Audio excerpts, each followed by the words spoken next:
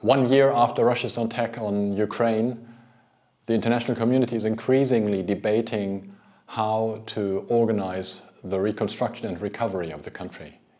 how to support the country in its effort to rebuild what has been destroyed by the war by Russia.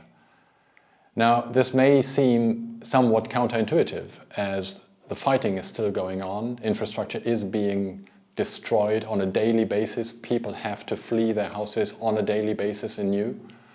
But at the same time, it is paramount for the country to have a new perspective and for people to know that what they left will someday be rebuilt and that there is a perspective both for the people themselves, for the economy, for the society.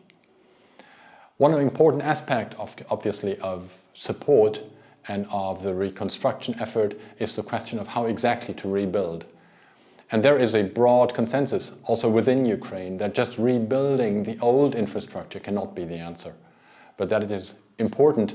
to think of Ukraine's ambition to become a member of the European Union and to think of reconstruction as something that moves the country forward in terms of a transformation that encompasses both the social and the ecological aspects, so that the country will move towards a more sustainable future. With all this, the international community has taken on board a huge responsibility to support Ukraine, and this will be important in the months and probably years to come.